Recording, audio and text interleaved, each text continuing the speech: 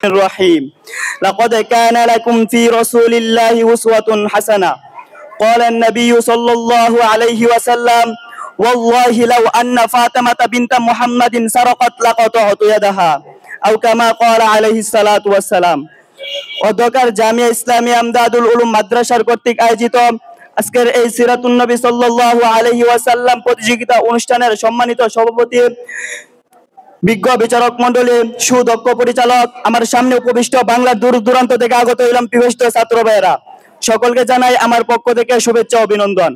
মুহতারাম হাজিরিন, আজকের এই প্রতিযোগিতা অনুষ্ঠানের নির্ধারিত 3টি বিষয় থেকে আমি যে বিষয়টি নিয়ে আলোচনা করব তা হলো আদর্শ রাষ্ট্রনায়ক হযরত মুহাম্মদ সাল্লাল্লাহু আলাইহি ওয়াসাল্লাম। এই সম্পর্কে কিছু বলার চেষ্টা করব ইনশাআল্লাহ তাআলা। মুহতারাম হাজিরিন, মানবতার শ্রেষ্ঠ নেতা, আল্লাহ তাআলার প্রেরিত সর্বশেষ রাসূল, ইসলামের প্রতিষ্ঠাতা হযরত মুহাম্মদ সাল্লাল্লাহু আলাইহি ওয়াসাল্লাম এর রাষ্ট্র পরিচালনার রীতি আমাদের জন্য এক অনন্য আদর্শ।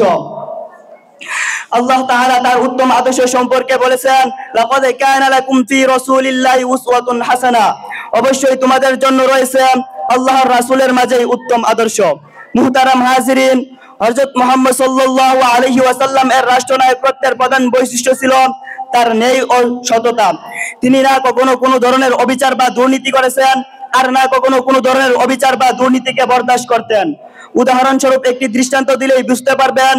একবার এক কুরাইশী নারী চুরির অপরাধে ধরা পড়লেন। কতিপয় সাহাবায়ে কেরাম নবী করিম সাল্লাল্লাহু আলাইহি ওয়াসাল্লাম এর নিকট তার শাস্তি মওকুফ করার সুপারিশ করলেন। তখন নবী করিম সাল্লাল্লাহু আলাইহি ওয়াসাল্লাম বজ্রকণ্ঠে বলে উঠলেন, ওয়াল্লাহি লাউ আন্না ফাতিমাতা বিনতা মুহাম্মাদিন সারাকাত লাকাতাতু ইয়াদাহা, আল্লাহর কসম, যদি মুহাম্মদ কন্যা ফাতেমাও চুরি করত তাহলে আমি তার হাতও কেটে দিতাম। কিন্তু বর্তমান সময়ের রাষ্ট্রনায়কদের প্রতি লক্ষ্য করলে দেখা যায়, যদি তাদের কোনো নিকট আত্মীয় অথবা শিয়দরের কোনো লোক কোনো অপরাধের কারণে গ্রেফতার হয়, তখন তারা তাদের অপরাধ থাকা সত্ত্বেও তাদেরকে ক্ষমতার অপব্যবহার করে শাস্তির আওতা থেকে বের করে নিয়ে আসে। মুহতারাম হাজিরিন, হযরত মুহাম্মদ সাল্লাল্লাহু আলাইহি ওয়াসাল্লাম ছিলেন একজন আদর্শ রাষ্ট্রনায়ক।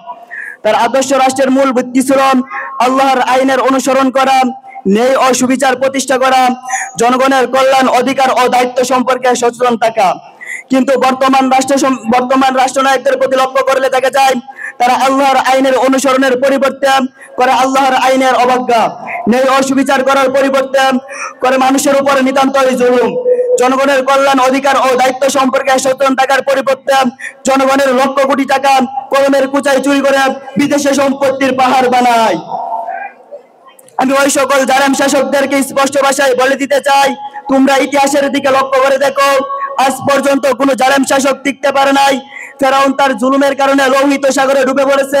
নমরুদ নামক জালেম শাসক তার জুলুমের কারণে ল্যাংড়া মশার কামড়ে মাথা দ্বিগণ্ডিত হয়ে মরেছে। হিটলার আত্মহত্যা করেছে। আর হাজার হাজার বছর পূর্বে যাওয়ারও কোনো দরকার নাই। বিগত স্বৈরাচার শাসক হাসিনার দিকে লক্ষ্য করে দেখো, বিগত 16 বছরে নিজের গতি টিকিয়ে রাখার জন্য সাধারণ জনগণের উপর, মুহাক্কিক আলেমগণের উপর হকের কথা বলার কারণে যে পরিমাণ জুলুম করেছেন, আল্লাহ তাআলা এর ফলস্বরূপ তাকে এমন ভাবে লাঞ্ছিত করেছেন, শেষ পর্যন্ত পালিয়ে মাথা গুজানোর জন্য দিল্লি ছাড়া আর কোথাও জায়গা খুঁজে পায়নি।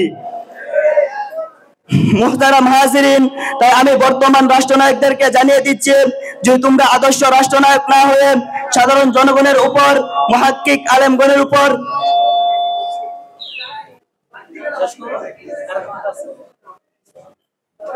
তাই আমি বর্তমান রাষ্ট্রনায়ক প্রার্থীদেরকে জানিয়ে দিচ্ছি যে তোমরা আদর্শ রাষ্ট্রনায়ক না হয়ে সাধারণ জনগণের উপর, মুহাক্কিক আলেমগণের উপর হকের কথা বলার কারণে বিন্দু পরিমাণ জুলুম করার চেষ্টা করো, তাহলে জেনে রাখবে এই জাতি ন্যায়ের পক্ষে বিদ্রোহ করতে জেনে গেছে। তোমাদেরকে এমন ভাবে পাকড়াও করা হবে, স্বৈরাচার শাসক হাসিনা তো দিল্লিতে পালিয়ে যেতে সক্ষম হয়েছে, এখন আর কাউকে দিল্লিতে পালিয়ে যাওয়ার মতো অবকাশও দেওয়া হবে না।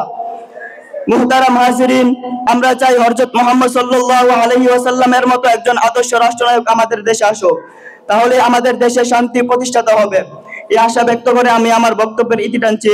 নাসরুম মিনাল্লাহি ওয়া ফাতহুন করিব। আসসালামু আলাইকুম ওয়া রাহমাতুল্লাহি ওয়া বারাকাতুহু।